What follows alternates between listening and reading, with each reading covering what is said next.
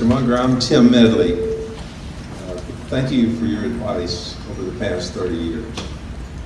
My question relates to a talk you gave to Foundation financial officers in 1998 here in California. And in that talk, you were critical of the complexity and the expense of many foundation portfolios. And you said specifically, an institution with almost all wealth invested long-term in just 3 fine domestic corporations is securely rich. You gave us an example of the Woodruff Foundation and Coca-Cola. Mm-hmm. So if you had a foundation today with, let's say, $1 billion, would you be comfortable with it being invested in just 3 stocks?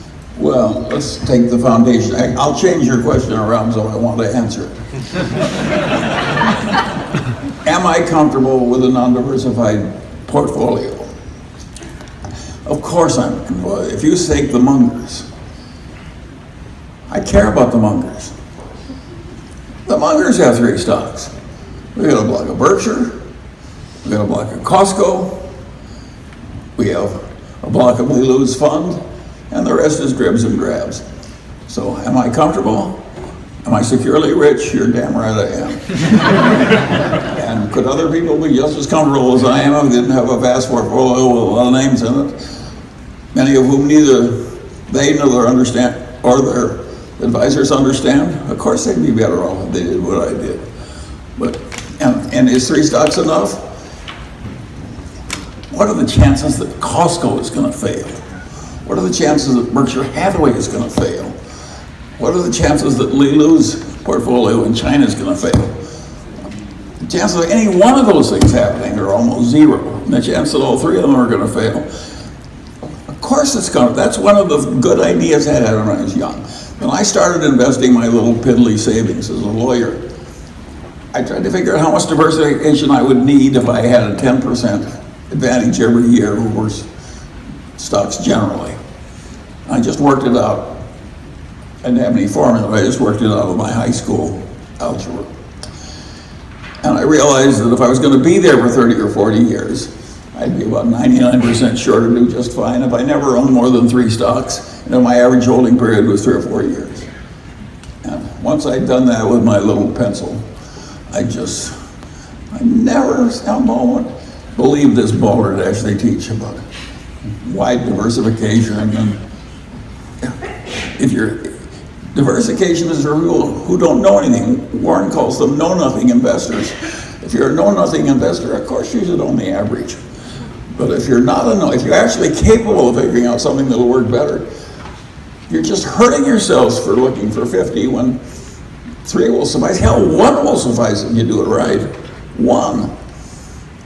If you have 1 cinch, what else do you need in life? And so the whole idea of that the know-something investor needs a lot of diversification. To think that we're paying these professors to teach this crap to our young. And that people think they should be paid by telling us to diversify. Where it's right, it's an idiot decision. And where it's wrong, you shouldn't be teaching what's wrong. So it's what's going on in corporate finance teaching is that people are getting paid for dispensing balderdash. And since I never believed it, it was a great help to me. It helps if you're out in the market and the other people are believing balderdash and you know what the hell's going on. It's a big help. But so, of course you don't want a lot. If your Uncle Horace, who has no children, has an immense business which is immensely secure and powerful, and he's going to leave it all to you if you come to work in the business, you don't need any diversification. You don't need any corporate finance professors. You should go to work for Uncle Horace. It's a cinch. You only need 1 cinch. And sometimes the market gives you the equivalent of an Uncle Horace. And when it does, step up to the pie cart with a big pan. Pie carts like that don't come very often.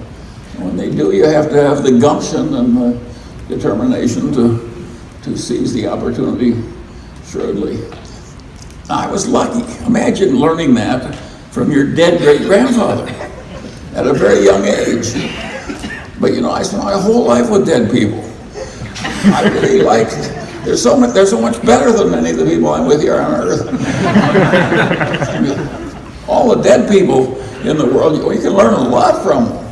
And they're very convenient to reach. Reach out the boat and away. None of those problems of transportation. And so I really recommend making friends among the eminent dead, which of course I did very early. That's been enormously helpful. Some of you wouldn't have helped me, but Adam Smith really did.